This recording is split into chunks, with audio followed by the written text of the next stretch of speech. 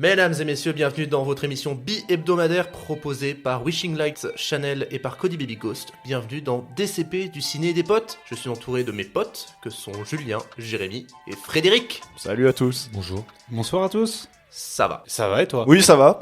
C'était une question ou c'était une... C'était une affirmation, moi je vais bien. Une Ah affirmation. ok, ah oui pardon, ça va toi? Non. Ah. Non, mais si ça va. Ah ok. Ça va, tranquille. Aujourd'hui, une émission centrée sur le cinéma asiatique, parce que chez DCP, on est plus intéressé par Hayao Miyazaki et Kim Ji-woon que par le dernier Marvel. Mais en même temps, je pense que vous nous comprenez un peu tous. Oui. Non. Moi j'approuve. Moi, j'approuve aussi. Après, moi, pour ma gouverne, moi, j'avais la motivation d'enchaîner Kim Ji-woon avec les Marvels. Le Marvel, ouais. Ouais, The Marvels, mais vous m'avez pas suivi. Ah, j'aurais pu, mais... C'est vrai. Honte à vous. Ah, parce que tu penses qu'il aurait été bien? Non. On aurait eu un film en plus à parler. Alors, il y a de la matière avec le Miyazaki. C'est pas faux. Allez les amis, on passe aux actus. Chacun d'entre nous a retenu une actualité qui l'a marqué et je propose de commencer par Fred. Oui, bonjour. Alors moi, mon actu d'aujourd'hui, c'est que j'ai vu que le remake de Scarface, qui devait être réalisé par Luca Guadagnino, a été annulé. Et du coup, j'étais un peu en mode, ah putain, déjà, je savais pas qu'il faisait le remake de Scarface. Et du coup, un peu deg, parce que j'aime beaucoup ce réal. Et aussi, le film était aussi coécrit avec les frères Cohen. Et on sait toujours pas si eux aussi sont plus dans le projet, mais... Lucas Guadido, c'est celui qui avait fait le... Call Me By Your Name, Bones and All, le remake de Suspiria, ouais. il a fait beaucoup de remakes Ok. en fait. J'ai bien dit son nom.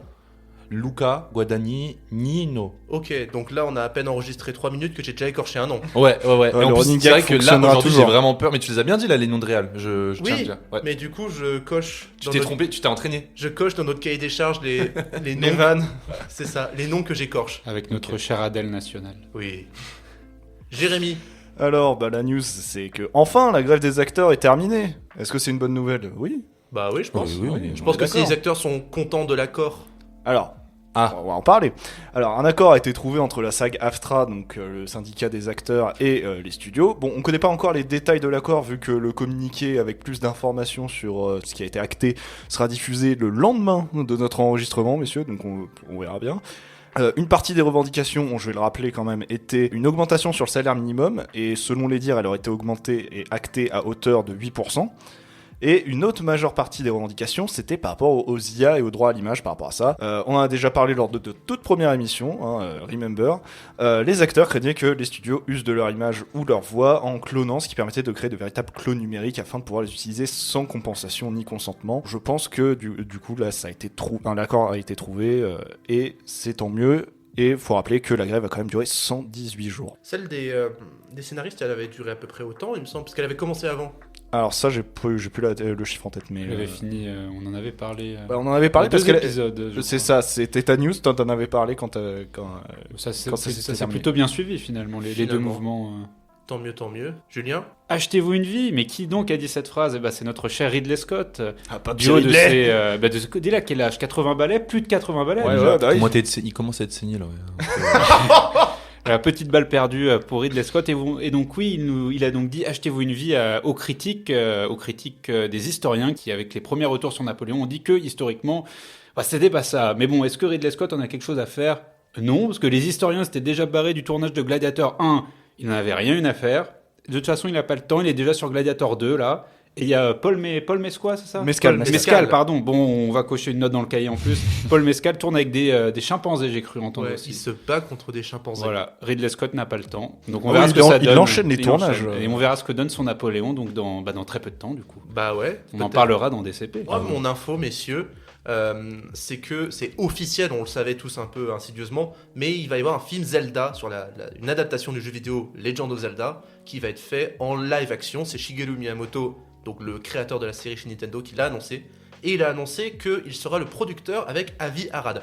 Avi Arad, c'est peut-être un nom qui vous dit qui vous parle, parce que c'est le gars qui s'occupe en fait de la franchise Spider-Man, par exemple. Depuis le Spider-Man 2 de Sam Raimi, c'est vraiment lui qui s'est occupé un peu de tout ce qui s'est passé, les Amazing Spider-Man, même chez Tom Holland. C'est un peu lui qui en est responsable, mais c'est aussi lui qui s'est chargé de l'adaptation de Uncharted. Oui, c'est pour ça que ça m'étonnait, parce qu'il est plus Sony Pictures, il est plus avec Sony Pictures, alors Ah, Nintendo, un peu. Sony, donc... Un peu. Et d'ailleurs, c'est aussi lui qui s'occupe, entre guillemets, de l'adaptation de Metal Gear Solid avec Oscar Isaac, mais je sais pas, on a eu cette annonce-là il y a 3 ans de ce Ouais, film. mais toujours pas de.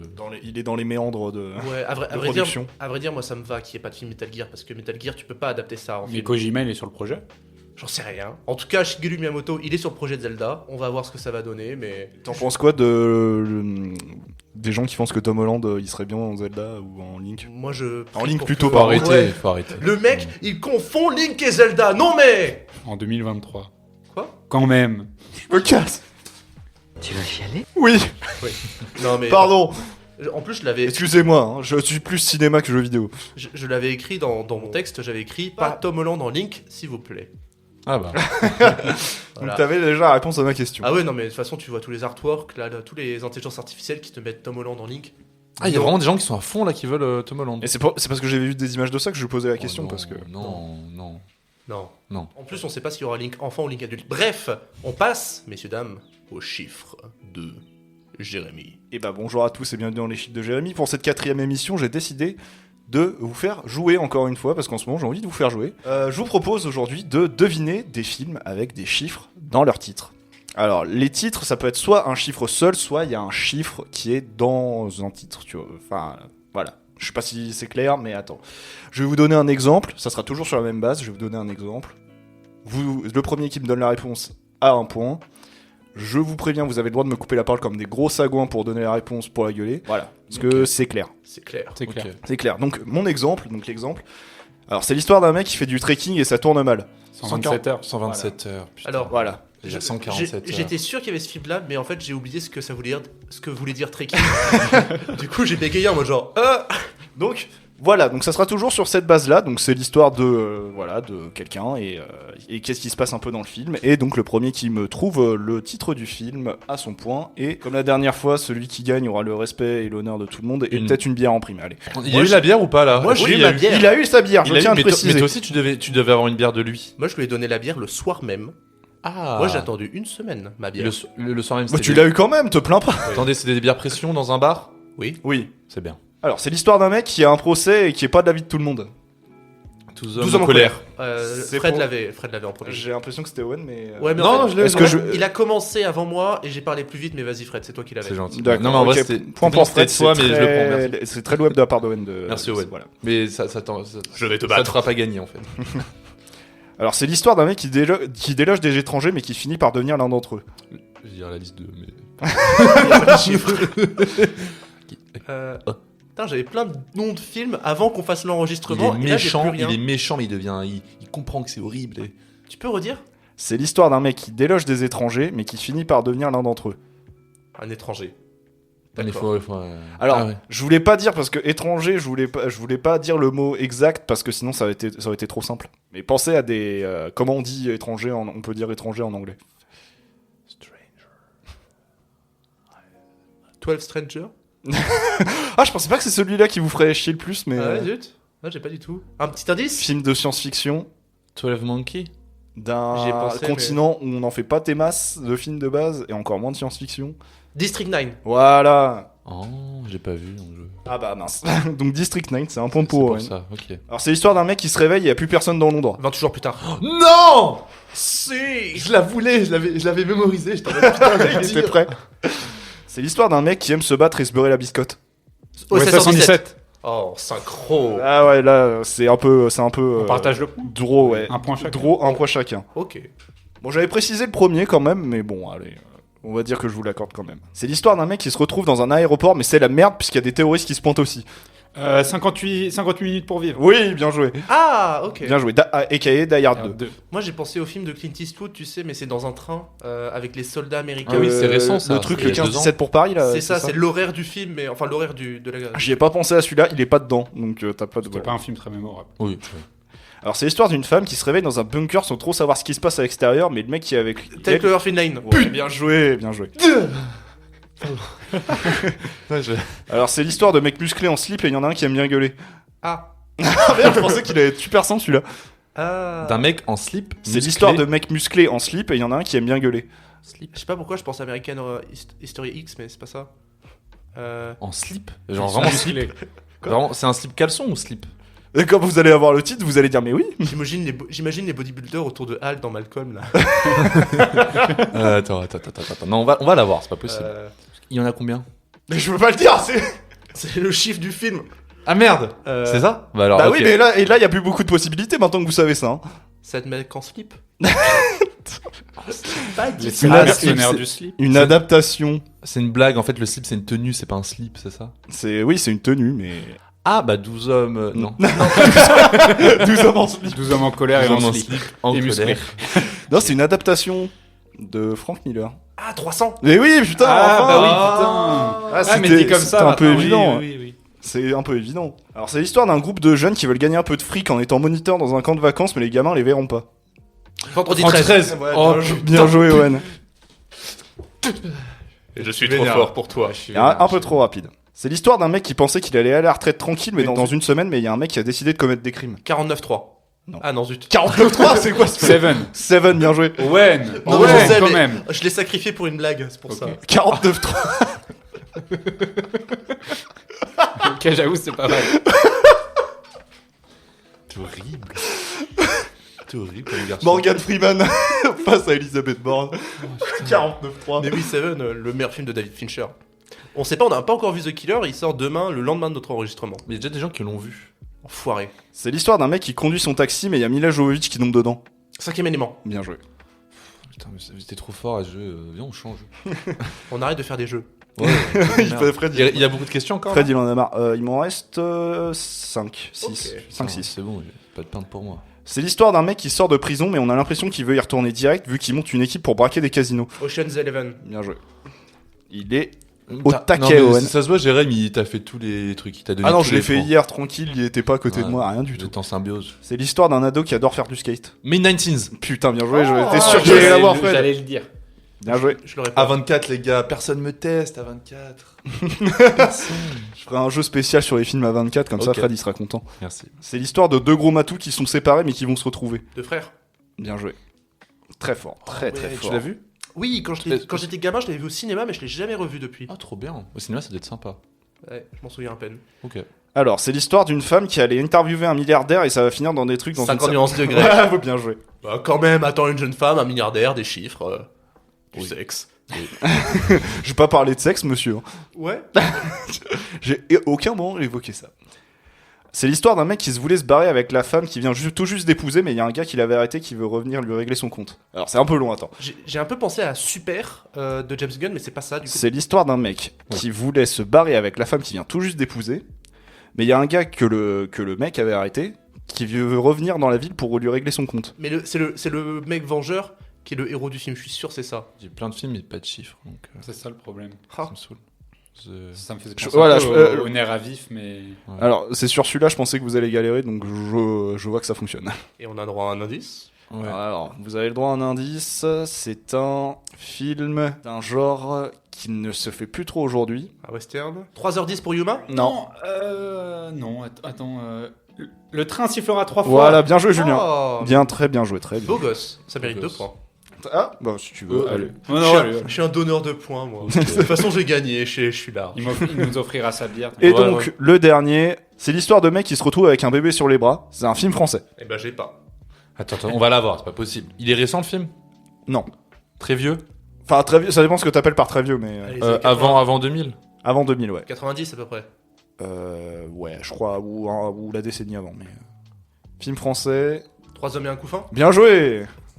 Et Eh! Et donc, Ça fait c'est combien de ainsi points que s'achève sur 3 hommes et un couffin ce jeu. Et donc, Owen a 2 points. Oh la vache. C'est un braquage. C'est Un un braquage. ça s'appelle un braquage. Frédéric 2 et Julien 5. Écoutez, j'ai participé. écoutez, mon Ah. alcoolisme ne se réglera pas cette semaine. Oui. Donc, tu as gagné. Le respect de tous et la bière, bien joué. Et on doit tous lui offrir une pinte, chacun. Ah bah non, sinon on va Mais à se- chaque fois, je suis le seul à applaudir Owen, c'est dingue Ah, pardon, ça. pardon. Mais... À chaque... Enfin, Owen, enfin, le gagnant du jeu, quoi, merde. Chacun. J'aime bien le l'allemand. lapsus là-dessus. Il confond gagnant et Owen. Oh, Ah, quel honneur. voilà. Bon allez, on en a fini avec les chiffres et les jeux, messieurs, on passe aux critiques des films. Et du coup, comme promis, nous parlons de films asiatiques. Et le premier, c'est le retour d'un géant de l'animation et même du cinéma japonais en règle générale. On parle bien sûr de Hayao Miyazaki et de son dernier film, Le Garçon et le Héron. Mon petit Maito, maintenant c'est moi qui vais être ta maman. Il se passe parfois des choses étranges dans notre manoir. Maito, sauve-moi! Il y a eu beaucoup de gens blessés et même des morts. Donc du coup, Le Garçon et le Héron, qui est le premier film de Miyazaki depuis 10 ans, de quoi ça parle? C'est après la disparition de sa mère dans un incendie, Maito, un jeune garçon de 11 ans, doit quitter Tokyo pour partir vivre à la campagne dans le village où il a grandi. Il s'installe avec son père dans un vieux manoir situé sur un immense domaine où il rencontre un héron cendré qui devient petit à petit son guide et l'aide au fil de ses découvertes et de ses questionnements à comprendre le monde qui l'entoure et percer les mystères de la vie. Et c'est marrant parce que quand je lis ce pitch-là, qui est le pitch officiel, j'ai l'impression que vous n'êtes pas convaincu. Ouais. Et pas moi-même, du je suis tout. pas convaincu. Ouais. Je me dis, mais attends, mais pas du tout. Bah, un petit peu, mais genre c'est une amorce de ce qu'est le film que tu comprends pas ce que ce sera. Mais Le héron n'est pas du tout là pendant tout le truc. Enfin, il l'abandonne, il revient. Tu comprends pas. Commence pourquoi pas il à est là. parler du film, faut qu'on donne notre Pardon, avis. pardon, Euh, excusez-moi. quoi, le on va- principe c'est qu'on est là pour parler du film. Oui, mais Non, commençons mais par qu'on donner donne, notre avis chacun notre général. avis, Voilà. Donnons un avis. Alors, chacun. Qui va défendre Ok. ses films, qui va le défendre, qui va être mitigé. Qui va défendre le Alors, garçon l'héron? Moi, ce que je s'il dois vous dire, plaît. c'est que j'y suis allé très optimiste, parce que je suis pas un très grand fan. Enfin, j'aime bien le cinéma de Miyazaki, j'en suis pas fou furieux, mais il y a des films que j'aime bien, il y a des films que j'aime moins. Mais j'y allais avec un certain espoir, en me disant c'est du Miyazaki quand même, ça va valoir le coup. Jérémy, Bah, du coup, moi je suis allé à la même séance qu'Owen et c'était un peu deux salles, deux ambiances. Parce que je tiens à préciser que Miyazaki, c'est un cinéma qui ne m'attire pas du tout, mais absolument pas. C'était le premier Miyazaki que je voyais.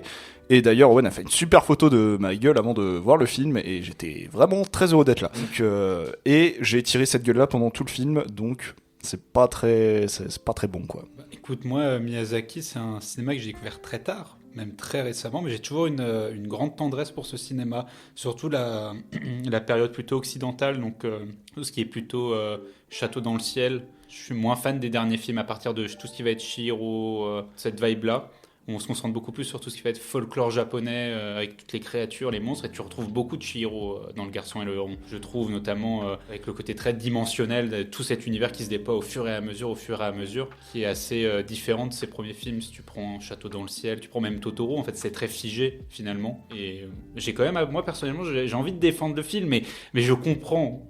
Je comprends que tu vois ce film, tu peux te dire qu'est-ce que c'est que ce truc. C'est un gros bordel. je pense que c'est un très mauvais film pour commencer Miyazaki. Et je pense que t'as pas de chance, Jérémy. Mais Fred, c'est quoi ton ressenti toi sur Miyazaki en Bah, général? moi, c'est l'inverse de Julien, c'est que j'adore ce cinéma, j'ai grandi avec depuis que je suis gamin, et en fait, moi, j'aime beaucoup plus la phase avec tout ce qui est folklore japonais, comme tu dis, genre Voyage de Chihiro, Mononoke, Ponyo, je sais pas trop. Ponyo, je l'ai pas vu. Ouais, tu vois. Mais donc, moi, j'aime beaucoup, et j'y allais vraiment à fond. Je me disais, bah, c'est un Miyazaki, c'est sûr, ça va être trop bien. En plus, là-bas, le héron, nanana, j'étais trop à fond, et très, très déçu. Aïe, Voilà. coup dur pour Guillaume. Très, très, très, très, très, très, très, très déçu.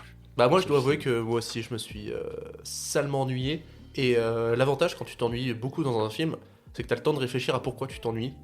Et moi il y a une raison très particulière pour laquelle j'aime pas le film. Je sais pas si vous me permettez de le dire maintenant. Ouais, Vas-y. C'est que c'est un film d'introspection. Oui. C'est un film dans lequel Miyazaki va beaucoup évoquer son histoire à lui, son rapport à l'industrie, ses influences artistiques aussi. Donc c'est un film qui, au-delà d'être un film qui se veut narratif, c'est un réalisateur qui se parle à lui-même. Mais il y a deux problèmes avec ça. De un, c'est que il se parle tellement à lui-même qu'il oublie de raconter un film. Enfin, en tout cas, il oublie de raconter une histoire, ou en tout cas, c'est pas son intention. Sauf que si toi, t'es un spectateur lambda, si t'es pas un néophyte de Miyazaki, tu comprends pas tout ce qu'il veut raconter, t'es perdu. Et de deux, c'est que le film qui raconte, la façon dont il la raconte, je la trouve pas très intéressante. C'est un film qui se balade beaucoup à droite à gauche, sans jamais trop structurer un univers qu'il veut pourtant développer. Et parce qu'il y a un univers dans ce film-là dont les règles et les concepts changent toutes les 5 minutes, ce que je trouve un peu emmerdant. Je trouve que du coup c'est un film qui est très laborieux à suivre, parce que tu comprends jamais où est-ce qu'il veut t'emmener, et à moins d'être très connaisseur, t'es mis sur le carreau.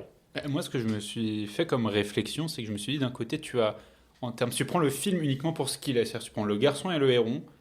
On peut dire que c'est un film moyen et confus, mais après, en tant qu'œuvre de Miyazaki, c'est là qu'il prend tout son sens. Mais c'est peut-être ça le problème, en fait, c'est que ce film n'existe que si on le met dans un contexte, donc toute l'œuvre de Miyazaki, mais pas pour lui-même. Du coup, tu te retrouves, si tu le prends de manière individuelle, tu te retrouves avec un truc pas vraiment fini, pas vraiment existant. Parce que c'est vraiment un film tiroir. Enfin, t'as l'impression qu'à chaque moment, chaque seconde du film, c'est Miyazaki qui tire un tiroir, qui dit ça c'est mon époque 90, ça c'est mon époque 2000, ça c'est le côté nature antimilitariste, ça c'est mon côté j'adore le folklore japonais. Et tu te retrouves partout. Mais après, les scènes sont magnifiques. En termes visuels, tout est magnifique dans ce film. Mais c'est peut-être le problème. T'as pas de narration. C'est un peu un gloubi-goulba, si on peut dire ce terme. C'est pas le mot, c'est gloubi-boulga. Attends, tu l'as dit comment? On a pas eu ce débat la dernière fois. On n'arrive pas à le dire ce mot. Ouais. C'est un gloubi-truc. Et voilà, je peux comprendre que ça. Même moi, je suis sorti, j'étais en mode bon, j'ai pas tout compris.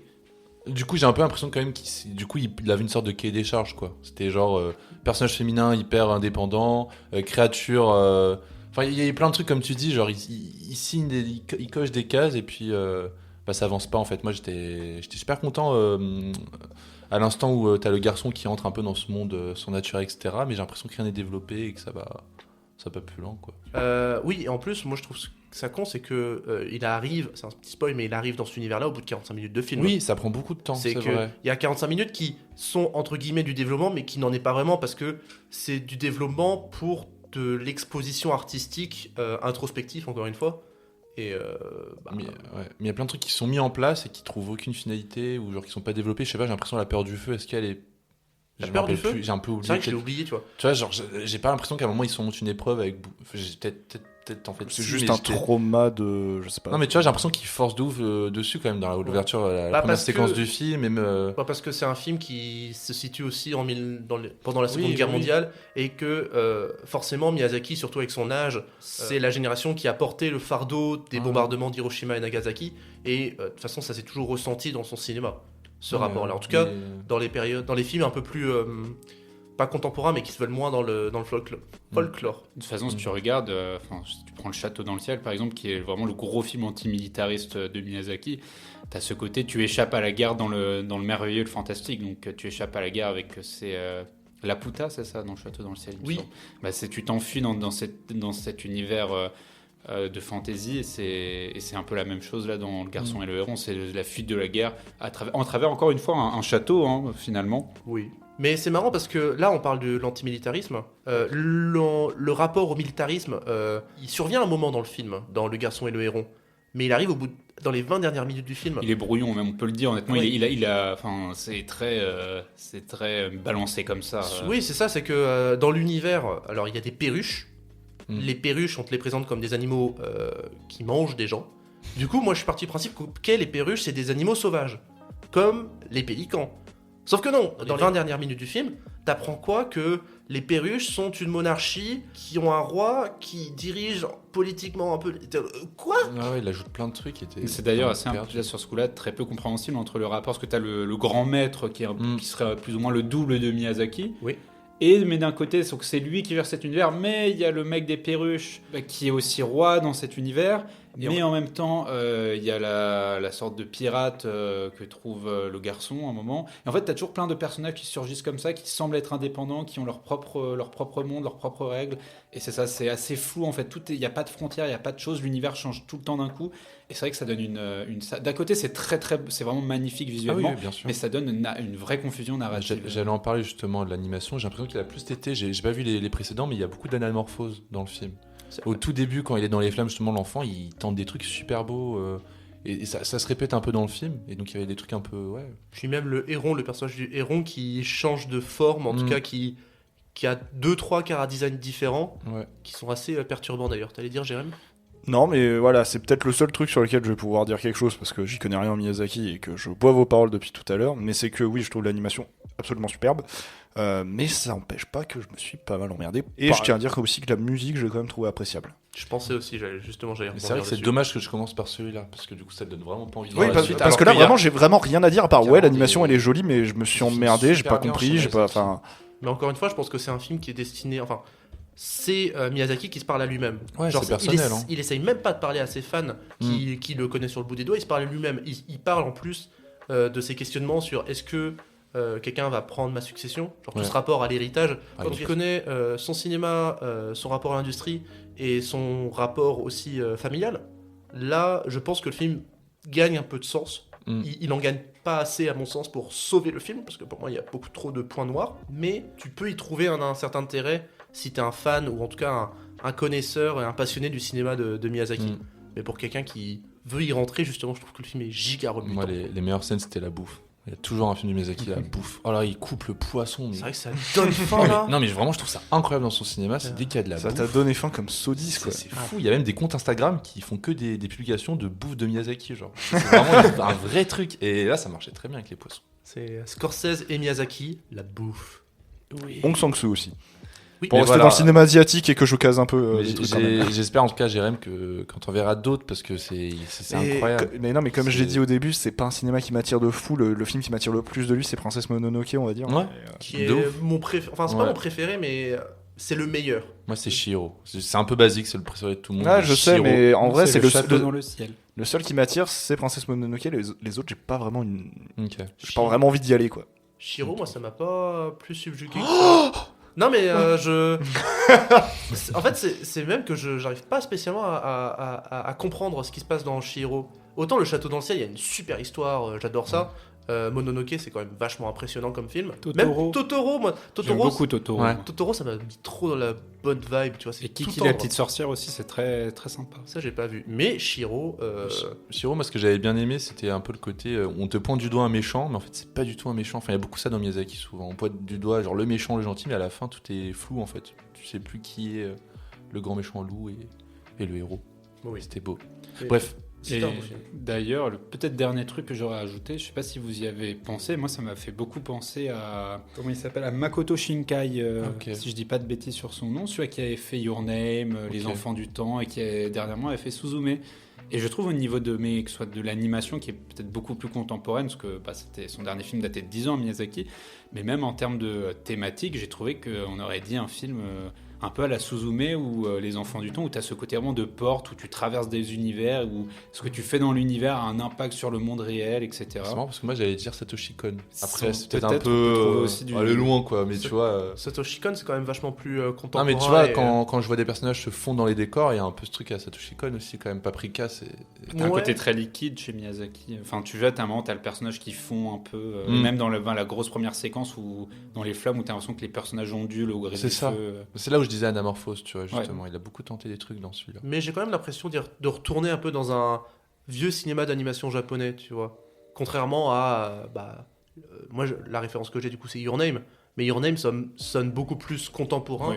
que Le Garçon et le Héron, alors que Your Name, ça a déjà 7 ou 8 ans dans la gueule maintenant. Ouais, pas loin. Mais en tout cas, si je peux conclure sur Le Garçon et le Héron, c'est que je ne conseille pas Le Garçon et le Héron. C'est un film que je n'aime pas. Voilà, c'est un film qui m'a emmerdé. On est un peu méchant, je trouve, quand même.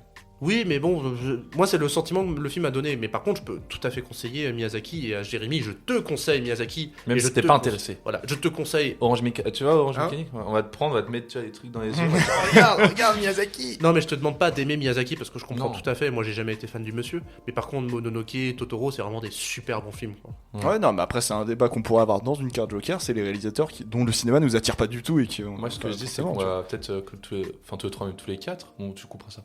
Le truc là de regarder un film chacun, là, tous les soirs, là. Oui, avec Jérémy et notre ami, on avait un concept. On regardait 3 films d'affilée et chaque film était un classique que l'un d'entre nous n'avait pas vu. Et bah, mec, moi, je vais placer du. Mais fais-le, donc du coup, je serai un peu forcé, mais je regarderai. D'ailleurs, alors peut-être à cet ami qui nous écoute, qui a vu le film au Japon au moment de sa sortie et sans sous-titres. Est-ce que t'as compris quelque chose? C'est ça, quand je lui ai demandé ce qu'il pensait du film, il m'a dit ouais non, en vrai j'ai compris. Je lui ai dit sérieusement t'as compris? Ouais, j'ai compris les grandes lignes. Même moi j'ai pas compris les grandes lignes du film avec les sous-titres.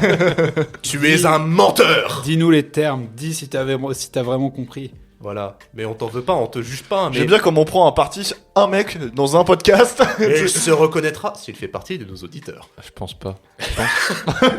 Et toutes les autres personnes, elles vont se dire mais putain, mais j'en ai rien à foutre, il parle de quelqu'un, je le connais pas.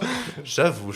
Bon les gars, Les oui, chiffres, les bah, chiffres bien les sûr. chiffres, Pardon, au moins c'est pardon. peut-être la seule fois où je vais parler pendant cette critique. Donc un peu compliqué de connaître les budgets des films asiatiques parce que du coup il y a des conversions à faire à foison. Mais de ce qui a l'air de se dire de la vie générale, si on veut ramener ça en dollars, ça ferait 53 millions de dollars de budget pour Le Garçon et le Héron. Je peux pas parler du box-office américain puisqu'il ne sort que le 22 novembre aux États-Unis. Par contre, je peux parler du cumul mondial qui est à 72,5 millions de dollars, donc sans la sortie aux États-Unis. Et je peux dire qu'en France, ça fait un carton puisque sa première semaine qui vient de s'écouler, donc il est premier des nouvelles sorties avec plus de 700 000 entrées, ce qui en fait le meilleur démarrage pour un Miyazaki. Ce qui ne m'étonne pas parce que je pense que n'importe quel autre film de Miyazaki serait sorti dans le contexte actuel, ça aurait été le meilleur box-office de Miyazaki en France. Passons à la suite, messieurs. Oui. Abandonnons le Japon. Traversons un peu l'océan. La mer de... Tu peux nous dire le nom de l'océan? Ouais, tu peux nous dire le nom de l'océan? C'est une mer même. Je suis justement, je n'étais même pas Ah sûr oui, que non, c'était mais un j'ai dit océan. la C'est mer une mer, plutôt. hein. Moi, c'était une mer, mais... Attends, mec, tout le monde sait que c'est.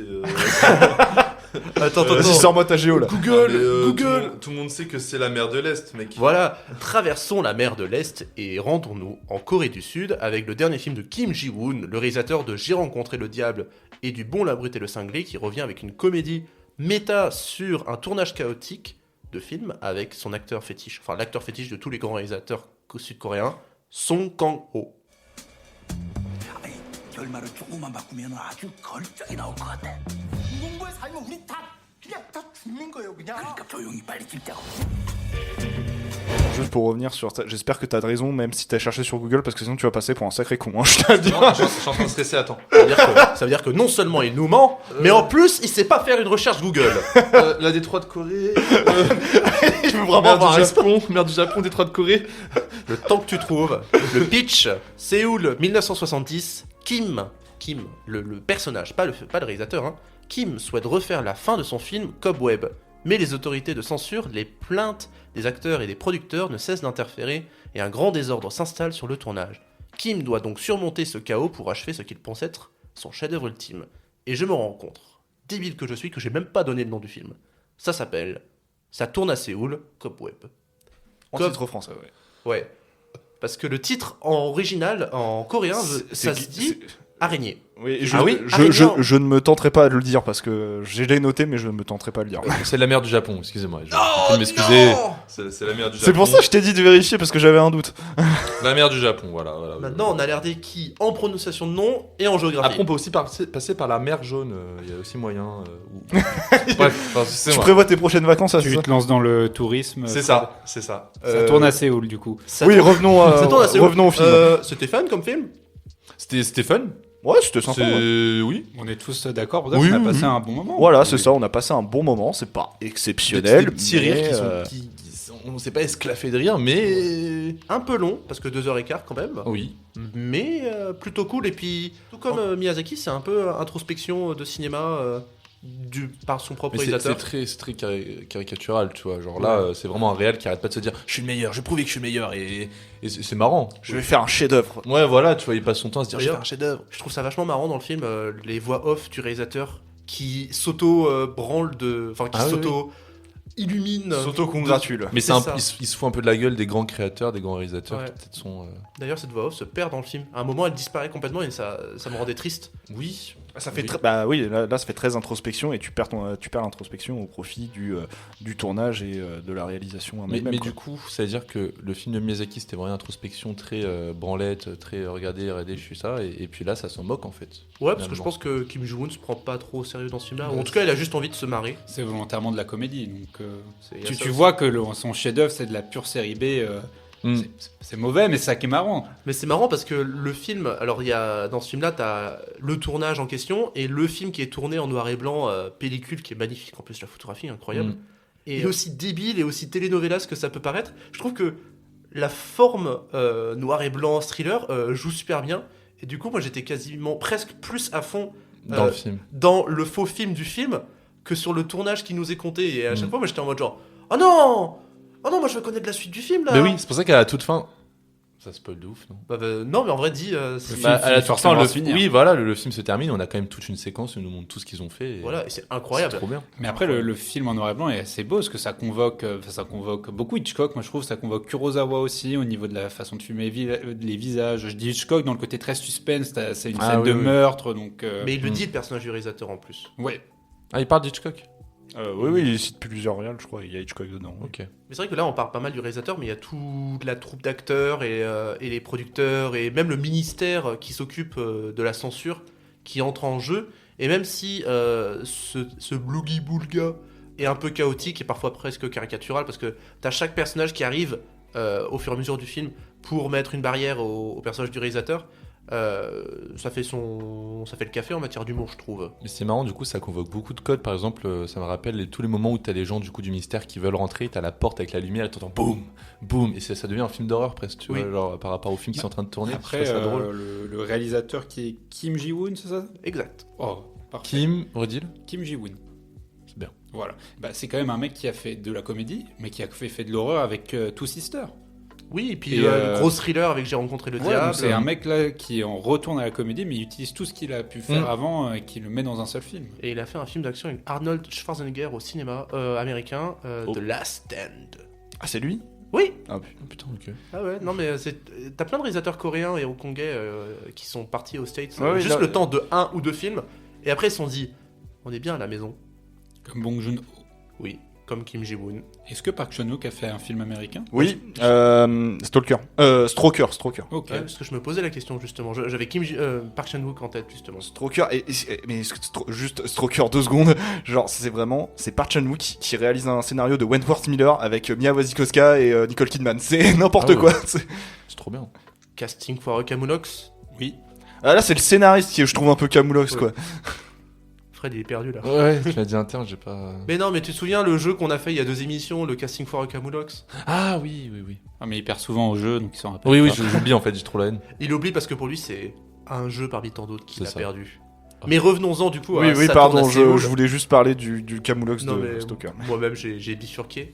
On disait quoi? Ah Mais- oui, bah oui, forcément, c'est un réalisateur qui a beaucoup d'influence et qui a touché à plein de choses. Et ça, c'est marrant parce que les réalisateurs aujourd'hui, mais même que ce soit asiatique ou aujourd'hui, ils veulent toucher à tous les genres, je trouve aujourd'hui. Et C'est pas qu'ils veulent toucher à tous les genres, c'est qu'ils ont plus aucune barrière, c'est-à-dire qu'ils vont Ouais. pas se dire je vais faire un film de genre comme ça, ils vont.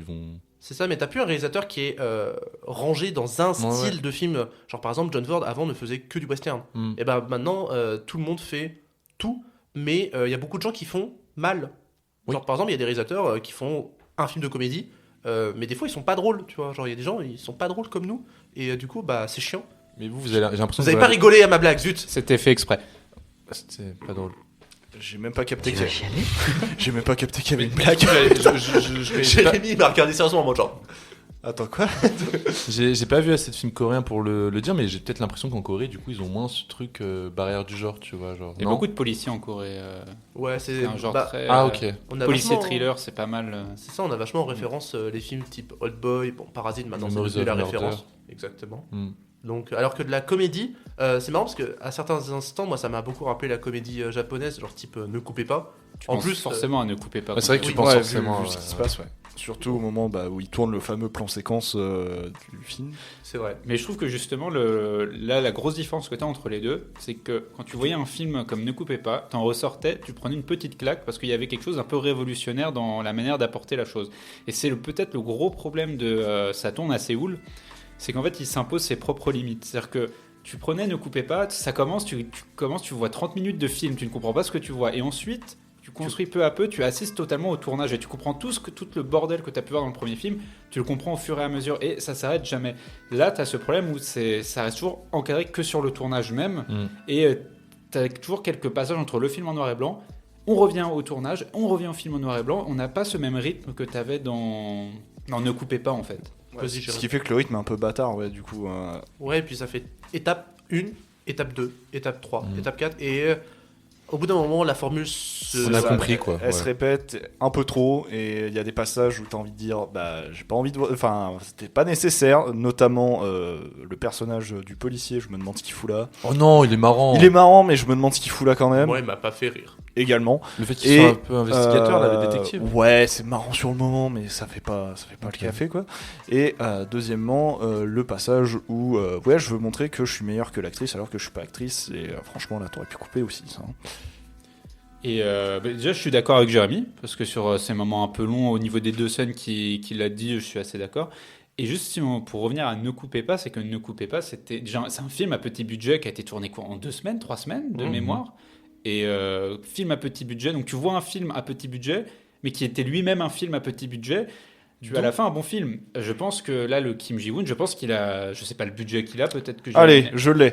Pareil, c'est toujours compliqué les conversions, tout ça, mais moi j'ai un truc à peu près 7 millions de dollars. Voilà, c'est pas de la merde, 7 millions de dollars quand même. C'est pas le plus gros des budgets, mais ce sera bien plus supérieur à un Ne coupez pas. Et pour un film à gros budget, tu vois, ça se voit, il veut montrer une sorte de série B qui se prend pas au sérieux en dérision, mais en même temps, c'est que c'est un film qui a du budget, donc en fait, ça annule un peu cet effet comique, cet effet un peu révolutionnaire que tu avais dans un film comme Ne coupez pas. Ça tourne à Séoul aussi, ça se tourne que dans un seul lieu, donc tu as cet avantage-là. Mais je trouve que la différence, il y a deux différences majeures entre Ne coupez pas et ça tourne à Séoul. La première, c'est la durée. Ne coupez pas ne dure qu'1h30. Tu as pas trop le temps de t'ennuyer. T'as le temps de ne pas comprendre ce qui se passe avec ce plan séquence de 36 minutes en introduction, mais contrairement à Ça tourne à Séoul qui dure 2h15, là t'as le temps de voir où ça vient, où ça veut en venir en plus. L'autre différence, c'est la nature du film, c'est-à-dire que Ne coupez pas, c'est un film sur l'amour de la débrouillardise. C'est un film qui a la gloire de ceux qui se débrouillent avec ce qu'ils ont sur un tournage aussi désastreux soit-il. Alors que le film Ça tourne à Séoul, je trouve que ça a moins de sens, ça invoque moins de propos, c'est juste un film c'est presque un film qui se moque de l'industrie, Ça tourne à Séoul, parce qu'il n'y en a pas un pour attraper l'autre, et t'as ce réalisateur qui est imbu de lui-même, qui est persuadé que c'est un grand réalisateur, et qui a eu un chef-d'œuvre dans sa carrière, un chef-d'œuvre qui est d'ailleurs contesté, et il y a une productrice, il y a un ministre, il y a une productrice aussi, deux productrices, qui se chamaillent, donc vraiment c'est une guerre d'ego, c'est plus un film sur une guerre d'ego. Et en fait je suis pas totalement d'accord parce que t'as ce côté cet réalisateur imbu de lui-même, mais c'est justement parce que son premier chef-d'œuvre est contesté qu'il a ce besoin d'aller changer la fin de son film. Est-ce que son film il a rien d'incroyable, même quand tu vois ce qui change finalement, est-ce que ça change grand chose à son film finalement?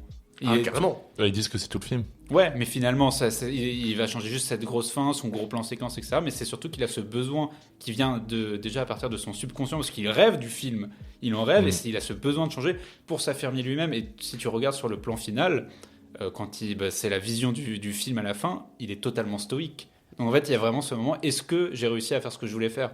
Et tu vois, il y a quand même, je pense, un petit propos derrière qui voulait être un peu plus que simple satire. Et je pense que le film n'arrive pas totalement à montrer son propos de base. Oui, par rapport à ça, le dernier plan m'a fait très penser au Livre des Solutions, je sais pas si vous l'avez vu. Film très récent de Michel Gondry, le dernier Gondry. Pareil, c'est un peu sur l'artiste et comment il se voit, comment il finit son film, etc. T'as un peu deux versions. Dans le Livre des Solutions, c'est un peu plutôt l'artiste qui est pas conscient et qui veut pas admettre qu'il peut faire quelque chose et qui se cache un peu derrière. Et là, je veux faire mon truc, je veux faire mon grand film, je fais mon grand film, mais au final, le dernier plan, je suis totalement stoïque. Est-ce que j'ai bien fait ce que j'ai voulu faire, etc. D'ailleurs, il y a un truc qui me fait... Enfin, j'y repense maintenant, je m'en rends compte, ça me fait beaucoup rire. C'est que pendant tout le film, alors il y a un mystère autour de la fin du film dans le film, et tous les personnages, tous les producteurs disent on comprend pas la fin, on comprend pas ce que vous voulez dire avec votre fin. T'as l'impression, toi en tant que spectateur, t'attends de ce que révèle cette fin. Effectivement, le plan final du film dans le film, je pense que vous l'avez en tête quand même, qui est vachement saugrenu et qui est vachement bizarre, je me rends compte que moi-même je ne l'ai pas compris. Est-ce que ça a pas rapport avec Kafka qui parle à un moment donné? Puis prisonnier de la toile, tout simplement. L'impossibilité de se libérer des choses. Parce que justement, je trouve c'est vachement drôle cette idée que soit t'as les connaissances qu'a le personnage du réalisateur, et dans ce cas-là, t'as cerné la fin très artistique et vachement plus profonde que ce que le reste du film, de son film, témoigne, ou t'es comme moi et t'es sans culture, et t'es juste... Hein. En mode, d'accord. Non, parce que je me rends compte maintenant que j'ai pas compris ce truc-là du film. C'est peut-être des personnages qui sont prisonniers par leur propre créateur. Je pense qu'il y a quelque chose en rapport avec la toile d'araignée, être prisonnier de la toile, ne pas pouvoir changer son propre destin. Est-ce que c'est pas finalement ce qu'est le réalisateur? Il est prisonnier du propre système coréen. Donc avec la censure, avec la maîtrise, etc. Sa dernière volonté finalement de changer le film, c'est de se libérer de la toile d'araignée. Mais est-ce qu'il y arrive? On peut pas avancer parce qu'il est stoïque à la fin. Et après tout, le nom du film c'est Araignée au coréen. Voilà. Et alors juste, je veux aller sur un truc. Je sais pas si vous avez eu cette sensation-là, mais je trouve que là où le réalisateur Kim du film, pas Kim Ji-woon, le personnage, le seul truc de sa mise en scène qu'il veut, c'est son plan séquence.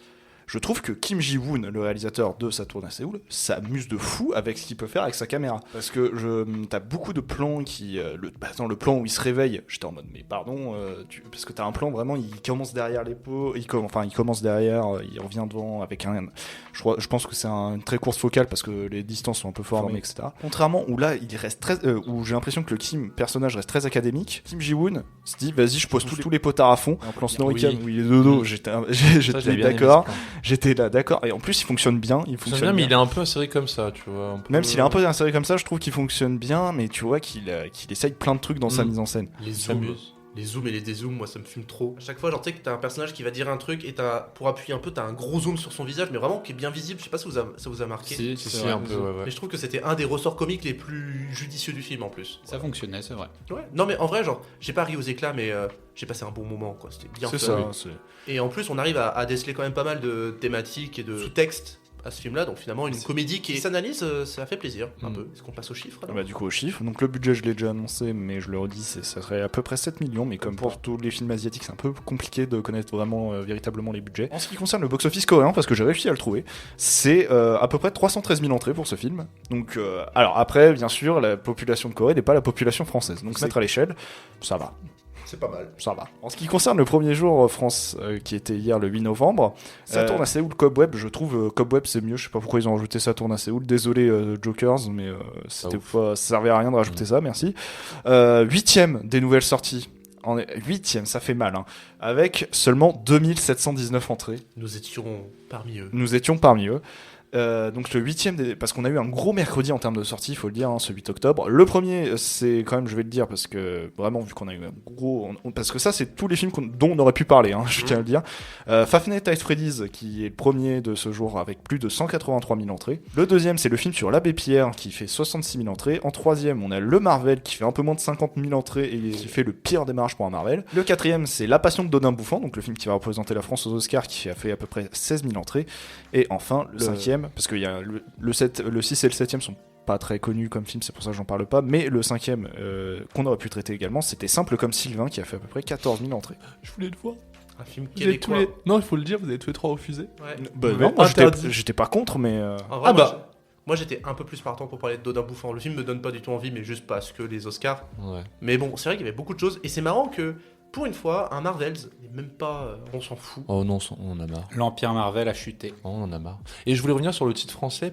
Je me dis peut-être qu'en France, on est plus intéressé par les films qui parlent de cinéma. Donc, tout ce qui est méta. Peut-être pour ça qu'ils ont mis Ça tourne assez haut. Ah oui, bah ça après. Ils se sont dit que le film parle quand même d'un tournage, et ils se sont dit, bon, on est quand même en France, les gens... Oui, non, mais après ça, c'est... peut-être The ça. Joker, si vous avez la réponse, donnez-nous. Ouais, répondez en commentaire. Mais ouais, allez voir Ça tourne à Séoul parce que c'est fun. Allez voir ça plutôt que Five Nights at Freddy's. On l'a pas vu, on l'a pas vu. Je vais le voir on samedi. va pas être médisant, on l'a pas vu. On l'a pas vu, mais bon, on sait que ça va pas être fou. Dossier clos sur nos critiques. Oui. Alors on vous propose un petit break musical avec Pauline Ramos-Ibanez et le titre Mentira, c'est très sympa. Bonne écoute.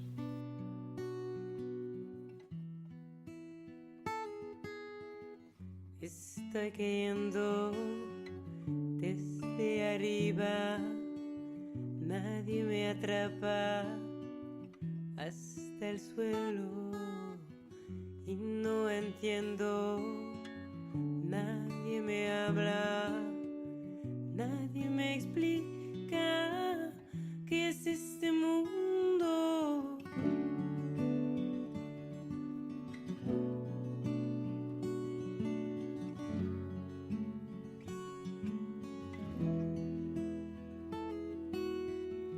Ya no puedo más, ya no me digas que hay esperanza, es una mentira. Ya no puedo más, ya no me digas que hay esperanza, es una mentira.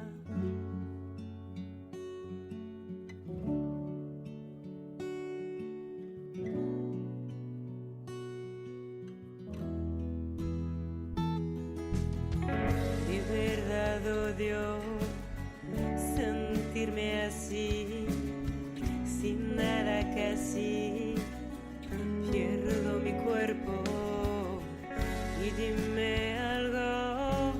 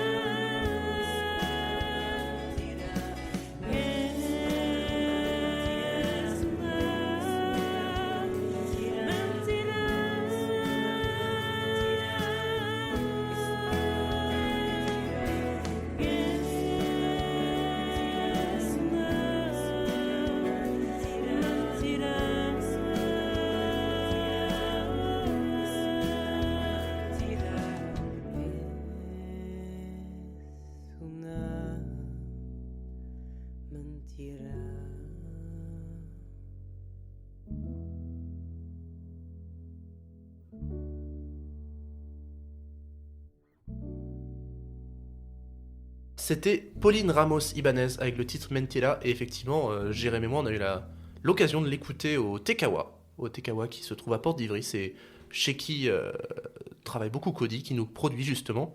Et c'est un lieu très sympa où se tiennent des open mic. Et justement, on vous recommande les open mic parce que c'est cool. Et vous pouvez découvrir des artistes très sympas. Ouais, genre moi. Oui. Non, non. Oh la pub. Ouais. Beaucoup de gens très talentueux. Voilà. Donc, Pauline Ramos Ibanez. Allez, les amis, je vous propose un petit jeu. Une nouvelle fois. Ça, tu m'as pas teasé. Je sais pas du tout. T'as rien dit. Ah si, Oui. moi, il me l'a dit. dit un truc. voilà. Ah, mais il m'a rien dit. Alors, justement, là, on a parlé de sa tourne à Séoul et on a vu à quel point faire un film, c'est pas facile à faire. Et il arrive que de beaux projets de films se cassent lamentablement la gueule et ne voient jamais le jour. Le jeu que je vous propose, c'est que je vais vous évoquer des projets non aboutis et simplement vous devez me dire si c'est des vrais ou des faux. C'est-à-dire si ces projets ont effectivement été Considéré. c'est ça. On va pleurer aujourd'hui. Voilà, vous allez découvrir des choses qui ne se sont pas faites. Par exemple... C'est de la merde. Tu critiques le. Ouais, mais c'est pas toi qui décide. Je voulais mettre celle-là. Ah mais les enfants qui jouent avec les boutons quoi. Ah, quel échec. Bref, la première. Mais je pense que le premier, vous le savez, les Beatles voulaient adapter Le Seigneur des Anneaux. Oui, C'est vrai. c'est vrai. Oui, En c'est fait, vrai. je vous ai vendu la mèche. Ah oui. Ouais, C'est complètement con. Non, Non, mais je c'était- savais. Hein.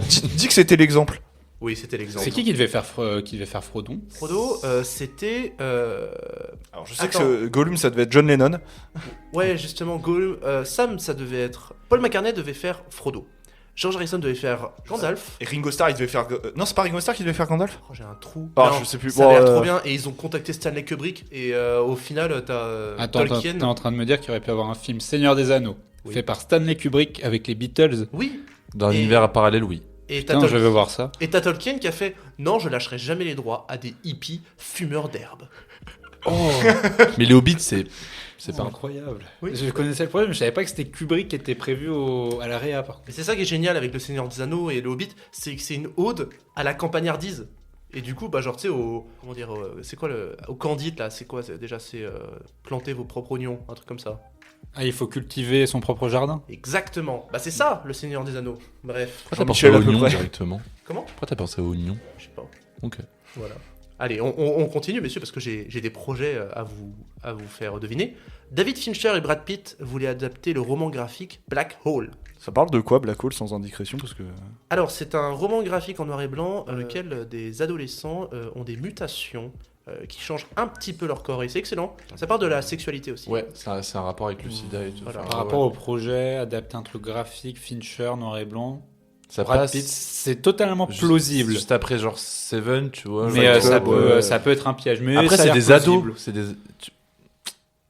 Non, vas-y, je dis oui, c'est plausible. Ouais, Allez, je dis faux. Allez, je dis oui. Eh bien, c'était vrai, messieurs. Ouais, bah, Oh. J'aurais tenté. Et d'ailleurs, Fincher a eu énormément de projets. Il a voulu faire Millennium 2, il a voulu faire Spider-Man, Oui. il a voulu faire 20 milieux sous les mers. Bref, ce mec a énormément de projets, mais il en fait très peu. C'est un peu la vie de cinéaste, malheureusement. Ça, c'est vrai. Hitchcock voulait adapter le livre La guerre des mondes. Faux. C'est pareil, ce serait pas déconnant, mais je vais dire faux. Faux également. Eh ben, messieurs, vous avez raison. C'est complètement faux. Je me fous de votre gueule. Tim Burton voulait réaliser un Superman. Oui. Oui, ça c'est Ouais. vrai. Oui, oui. on le sait tous, on a tous Superman On a vu les photos. Superman Lives avec Nicolas Cage. Oui, on a vu le. On a vu The Flash aussi. Hein. Oui.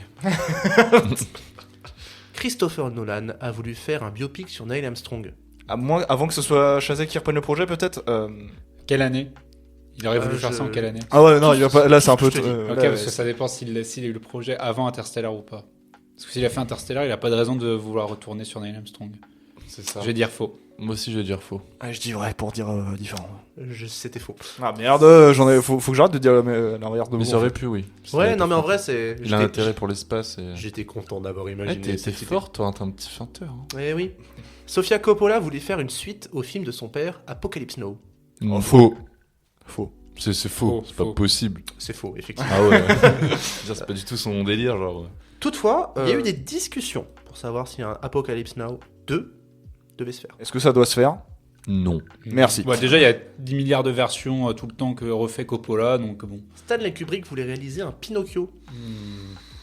Je vais dire faux. Ouais, moi Parce que dans tous ces projets, j'ai aucun souvenir Attends, d'avoir entendu et- le mot Pinocchio. Et là, j'ai envie de dire vrai, moi. Attends. Non, venez réfléchir à ça. Je Ça, dis ça, vrai, ça, moi. Tu m'as Allez, donné vas-y. une réponse. Je dis vrai. Faux. Allez, faux. Eh bien, c'était vrai, messieurs. Oh yes. Explique-nous. On veut tout savoir là. Oui. Oh, vous savez, Kubrick a eu énormément de projets aussi. Il a voulu faire Napoléon, il a voulu faire Pinocchio. Il a voulu faire plein d'autres trucs aussi. Ouais, donc j'ai intelligence pas- artificielle. Oui, mais ça s'est effectivement fait. C'est-à-dire Oui, qu'il après, a oui, écrit c'est le ça. scénario quand même.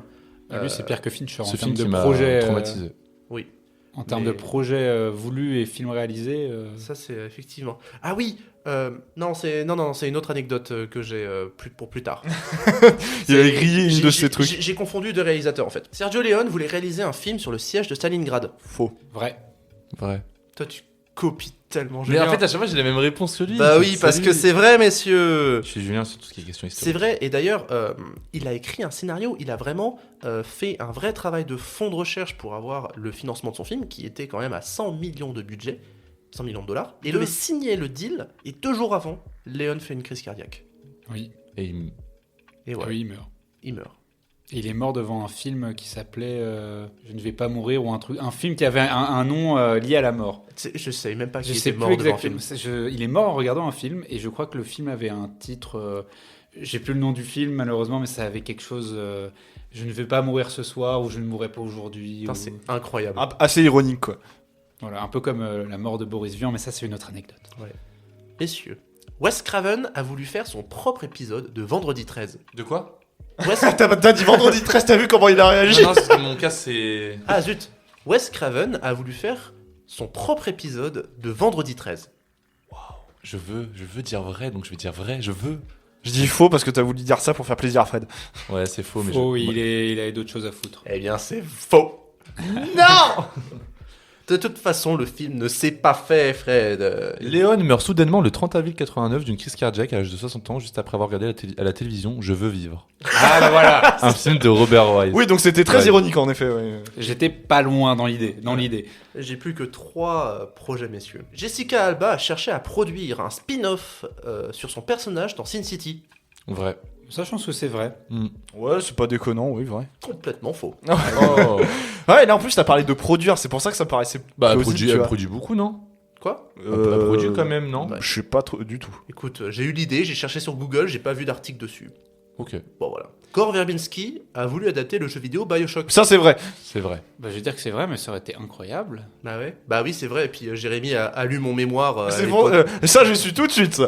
J'avais écrit un mémoire sur Gore Verbinski justement, et je parle du fait qu'il ait voulu adapter Bioshock. Et d'ailleurs, il a proposé ça juste après avoir fait Pirates des Caraïbes 3. Et en gros, il est arrivé dans le studio, c'était Universal, je crois. Il est arrivé et il a fait bon les gars, moi ce que je veux faire, j'ai envie de faire un film Bioshock rated R à 200 millions de budget. Le producteur, il a regardé en mode tu te fous de ma gueule. Ils lui ont dit. Ouais, mais c'est pas toi qui décide. Carrément. Et en plus, le scénariste qui est avec lui, c'est le même scénariste d'ailleurs que Rango, qui est pour moi le meilleur film de Gore Verbinski. Au moment de la réunion, il a regardé Gore Verbinski, il lui a dit mais pourquoi t'as dit ça?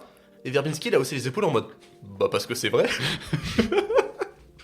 Mais voilà, sachez que on aurait pu avoir un film Bioshock par l'un des meilleurs réalisateurs de films d'action de ces 20 dernières années, je trouve.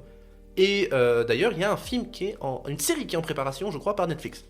Alors, tu sais pourquoi je suis en train de réfléchir? Je suis en train de réfléchir à me dire est-ce qu'il y a déjà, est-ce que depuis il y a un film rated R qui est sorti à 200 millions? Et je crois pas. Mais justement, d'ailleurs, la raison pour laquelle le studio a refusé, c'est parce que venait tout juste de sortir Watchmen, qui est effectivement un film à gros budget, Ah, c'est ça. rated R. Rated R, gros budget, oui, c'est ça. Et à son époque, donc en 2008, Watchmen avait bidé. J'en suis à ma dernière anecdote, messieurs. Jodie Foster voulait rassembler un super casting avec Anna Thaoué, Nicole Kidman et Viola Davis pour faire un spin-off féminin d'Ocean's 11. Ah, peut-être avant le Ocean's 8 du coup qui a été fait. Allez, je vais dire vrai. Ouais, vrai, c'est Ouais, possible, moi aussi, ouais. Je trouve ça beau. Ah, vous êtes dans le faux.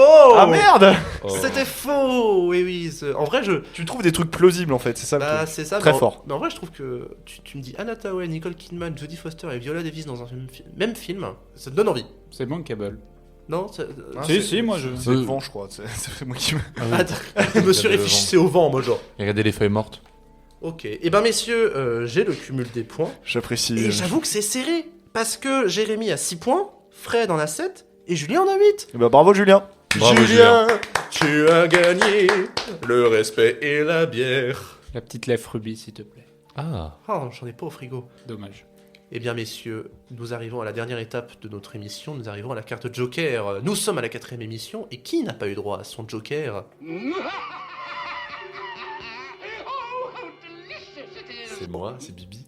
C'est Bibi, ouais. C'est Fred. Et du coup, Fred, après 4 émissions, de quoi veux-tu nous parler? Alors de base, je voulais vraiment parler de trucs un peu intimes, un peu privés. Vous voulez nous foutre dans la merde de ce que j'ai compris. Mais en fait, je me suis dit, c'est un peu bizarre quand même. On est potes, mais on est quand même diffusé sur une chaîne.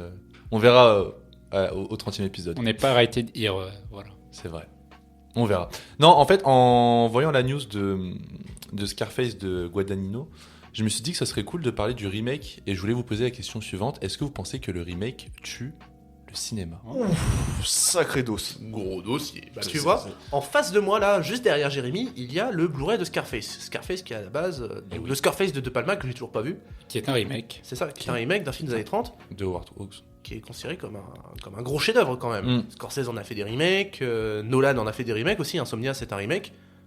Du coup, tout le monde fait des remakes. Et le bon et le mauvais remake, tout simplement. C'est ça. Mais qu'est-ce que... Alors, il y a le bon. Il y a le mauvais remake. En fait, je suis perdu parce qu'il y a tellement de termes. Il y a remake, il y a reboot, il y a après tout ce qui est sequel, requel, legacyquel. Mais ouais. Voilà, et moi j'en peux La plus. différence entre remake et reboot, elle est un peu simple, c'est que reboot, c'est que tu prends exactement la même base. Mais c'est-à-dire que tu prends la base, genre, comme ça j'ai l'exemple de Spider-Man et de The Amazing Spider-Man. The Amazing Spider-Man, à l'époque, c'était présenté comme un reboot, dans le sens où toutes les bases, mais j'entends bien, toutes les bases sont les mêmes. Donc c'est un peu la conséquence, disons, d'adapter un même matériau de base, à savoir un comics ou un bouquin. Alors qu'un remake peut reprendre littéralement juste l'idée de base et t'en foutre. Je pensais que c'était l'inverse, moi. Je pensais que reboot, justement, c'était tu prends une petite idée, puis après t'en fais ce que tu veux. Et remake, c'est que tu reprends quand même exactement le même code. Non, c'est pour ça que t'as des remakes qui sont franchement différents, mais là j'en ai pas. Par exemple, moi j'ai une question Child's Play, Chucky. Oui. Est-ce que donc c'est un remake? Oui. Putain, je disais reboot. C'est carrément un remake parce que le principe même de la poupée a été changé. Oui, voilà. Là, là on parle du remake de 2019, c'est ça? Ouais. Et bah, vu que tu parlais de films d'horreur en remake, il y avait aussi le Freddy Griff de la nuit de 2010, voilà. Ouais. Ou que ce soit même le Halloween de Rob Zombie, il y a beaucoup de choses qui... Enfin, il y avait une volonté de développer psychologiquement les tueurs, ce que t'as pas du tout dans les films originaux. Ouais. Mais après, c'est un terme qui est un peu abusivement utilisé, quoi, on va dire. On le dit, mais on sait pas trop ce que c'est non plus. Mais après, moi, des remakes, ça me pose pas de soucis. Mais... Voilà, on parlait de Scarface, mais voilà, enfin, c'est des exemples qui sont connus de tous, mais pareil, La Mouche de Cronenberg, c'est un remake. Enfin voilà, beaucoup de classiques. Moi j'ai noté qu'il y a aussi des réalisateurs. Pardon.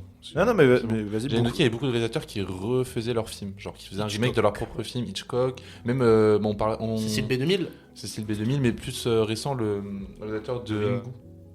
Comment il s'appelle déjà mince. Nakata. Hideo Nakata. Voilà, ouais, qui avait fait en fait son propre remake américain. En fait, parce qu'il voulait éviter justement que son film soit totalement saboté. Et Haneke avait fait pareil avec Funny Game, mais il avait avoué dans la presse qu'il n'y voyait aucun intérêt. Et que la raison pour laquelle il a fait Funny Game US, c'est parce que de toute façon ça allait se faire. Donc quitte à ce que ça se fasse, autant qu'ils le fassent. Ils veulent pas lui-même. qu'en fait leur film soit dépossédé. De toute façon, les Américains, dès qu'il y a un bon film qui marche, ils ont besoin de faire un remake plutôt que de voir l'original. Donc, moi, je me souviens de Philippe Lachaud, qui s'était rendu chez les producteurs américains, donc il s'était rendu à des soirées de gala, pour essayer de vendre le concept de son babysitting pour que les Américains en fassent un remake. Et ça n'a pas marché. Non. Et je me suis trompé, excusez-moi, je dis que de la merde. Ringu, justement, a été victime de Gore Verbinski. C'est Gore Verbinski qui a réalisé le premier Ring, et après, la suite, et c'était Hideo Nakata. C'est ça, en fait, j'ai marqué que du coup, le premier, voilà, 98, Hideo Nakata, et Verbinski, c'était en 2002, et justement, Ju-On sort en 2002, et The Grudge, donc le remake américain, 2004. Donc j'ai un peu l'impression que, tu vois, le réal de Ju-On s'est dit, oh là là, on va pas me faire une Verbinski à moi. Et du coup, tu me donnes le projet au State et je le fais, tu vois. Pourtant, le Ring de Verbinski est bien correct. Ouais, franchement, ouais. Alors, je sais qu'il s'est fait démonter par plusieurs critiques, mais moi, je le trouve correct. De toute façon, t'aimes beaucoup Verbinski. Bah ouais. Mais tant qu'on est dans le cinéma asiatique, The Eye, qui a été remaké également aux States, par des Français. le Old Boy aussi, hein. Old Boy, voilà. Taxi US. Alors Les ça, visiteurs en Amérique. Ça, c'est différent, ça. Le dîner de con. Ah putain, ça existe aussi. Ça existe, avec le dîner Steve de Carell et con. Paul Rudd. Ouais. Ah, tu l'as vu? Non, j'ai vu le trailer, j'en ai vu assez. Je crois qu'il a autre chose à foutre, surtout. Mais non, moi en fait, le souci que je peux avoir, à vrai dire, c'est pas tant le principe de faire un remake d'un film, c'est une nouvelle adaptation d'un bouquin qui a été très bien adapté. Par exemple, là, ils veulent refaire Harry Potter, qui est pas une. Enfin, j'aime bien les films, mais je trouve que peut mieux faire. Par contre, ils veulent refaire Le Seigneur des Anneaux. Donc, alors que les films de Peter Jackson sont très très bons. Sont des chefs-d'œuvre. Je veux dire, tu peux difficilement faire une meilleure adaptation que ce qu'a fait Peter Jackson, à mon sens. Et là, je comprends pas le principe. Parce que c'est voué à l'échec. Voilà. On a vu, la série, c'est pas une réadaptation, mais. Les Anneaux de pouvoir. C'est l'univers qui s'étend. Oui, et puis surtout, ça prend comme matériau de base le Silmarillion, mais ça le prend dans les grandes lignes. Mais du coup, Harry Potter, t'es d'accord avec la série? Parce que c'est une série qu'ils vont refaire. Bah c'est ça, c'est le fait que ce soit une série. Moi, En une saison, un tome, ça peut être. Moi je me dis, il y a des trous qui sont tellement massifs dans les films que je me dis, tu vois, t'as moyen de gratter dessus. Ouais, c'est récent Harry Potter, tu vois, quand tu fais certains remakes, quand tu sors un film qui a été fait ou même une série, tu prends par exemple 21 Jump Street. Quand c'est fait, c'est quoi? C'est 2009, 2008, Alors, 2012. tu veux quoi? Tu veux la date? Alors, parce que la série, c'est les années 80. Le premier film, c'est 2012-13. Voilà, t'as plus de 30 ans qui sont passés. Tu passes de la série au film. Les matériaux sont super différents quand même. Là, je suis Mais d'accord. tu vois, ça ressuscite quelque chose qui était ancien. Je veux dire, Harry Potter, ça s'est terminé en 2011. Ça a marqué toute une génération. Refaire une série maintenant, c'est un peu absurde. Je veux dire, si tu me dis, on est en 2050, tu refais Harry Potter, oui, les films ont daté. Des mecs comme Daniel Radcliffe ou Emma Watson, c'est pas parlant pour les nouvelles générations.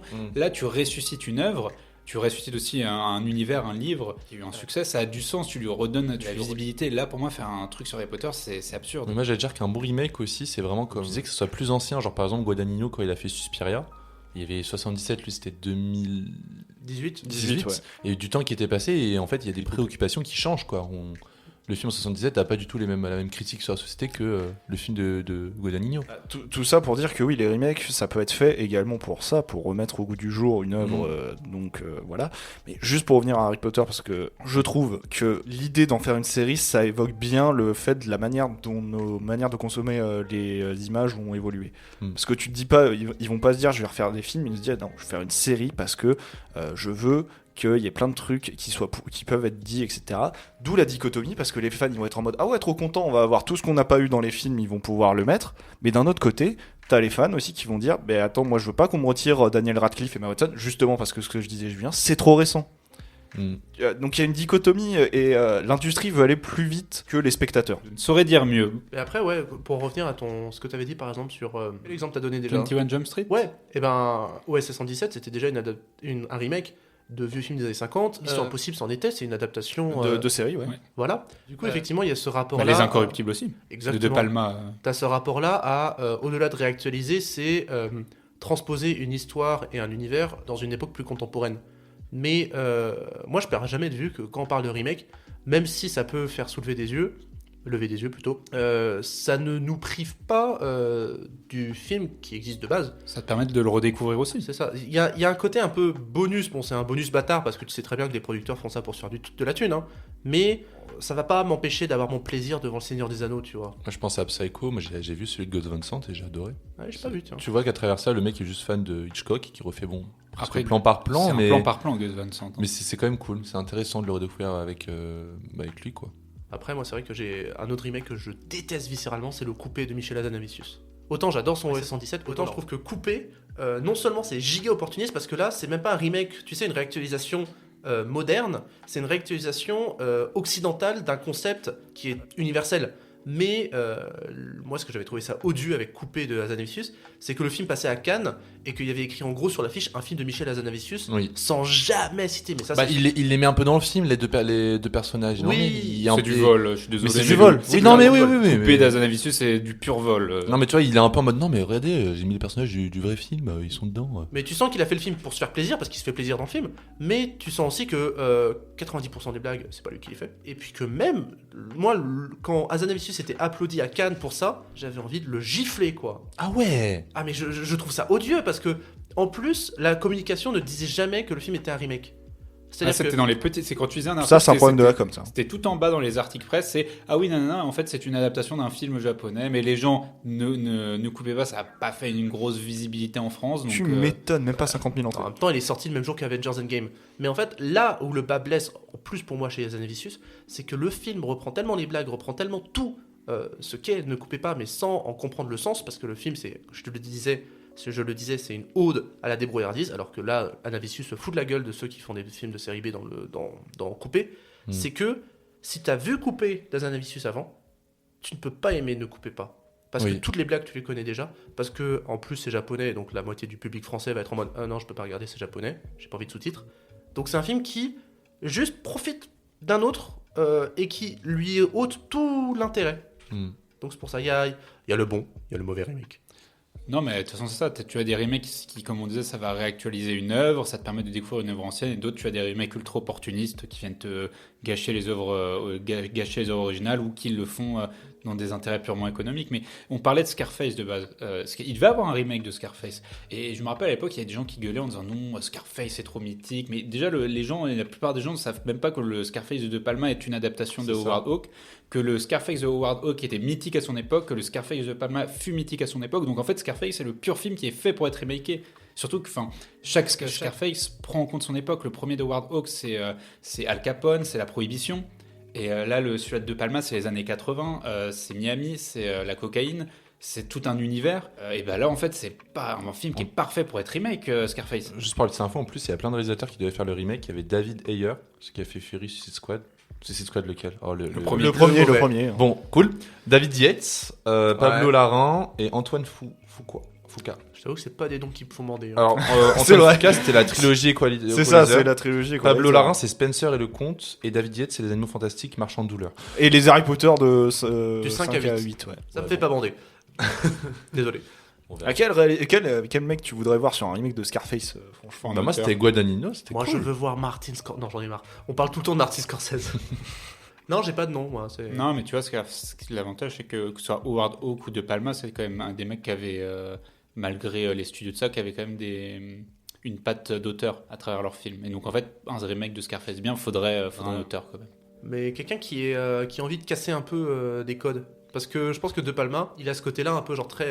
il secoue, il aime bien secouer le monde. Ce serait écrit par les frères Cohen, normalement. On n'a pas encore l'info, mais... Ça pourrait aller dans le sens des frères Cohen, le côté très acide de leur humour. Voilà, je trouvais plus le mot, donc ça pourrait. Et ils ont un univers bien à eux, donc ils pourraient prendre le matériau et vraiment en faire quelque chose, par exemple. Moi, j'ai plus rien à dire là-dessus. Moi non plus. Non, on peut clore le débat. Oh, bah le débat est clos. Oui. Même si j'ai l'impression qu'on a évoqué que la. Ouais, mais c'est pas toi qui décide.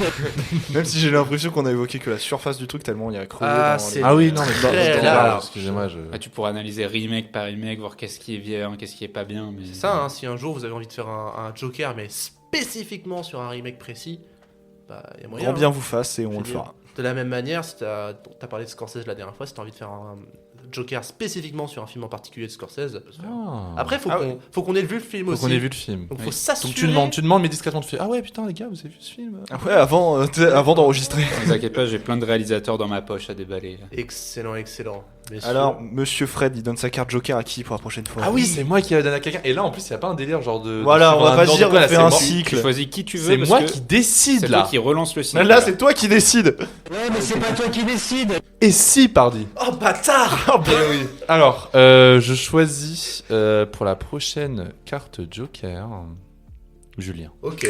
Il va sortir quel réal cette fois? C'est gagné. Yeah. Yes, we did it. C'est gagné. Il avait dit qu'il le mettrait, il l'a fait, il tient ses promesses. Mais tu sais qu'en plus j'ai appuyé sur le bouton en disant attends c'est quoi déjà ce truc. J'ai vraiment fait au hasard. En plus on l'a pas mis quand on a gagné au jeu. Ah oui. Donc on le remet. C'est gagné. Yeah. Yes, we did it. C'est gagné. Sur ce les amis, on va vous dire au revoir. Au revoir, à la prochaine. On sait pas quel film on va chroniquer, on vous tient au courant. Il y a trop de films là. On vous tient au courant. Il y a trop de films. Mais du coup, pour savoir un peu de quel film on va parler, vous pouvez toujours nous suivre sur Twitter et sur Instagram. Et vous pouvez bien évidemment nous suivre sur Spotify, Apple Music, sur la chaîne du Wishing Light Channel. Et on remercie toujours évidemment Cody Baby Ghost de nous diffuser. Et on se retrouve dans 2 semaines, le lundi désormais. On passe au lundi. À la prochaine les amis. Salut, à la prochaine. Bisous.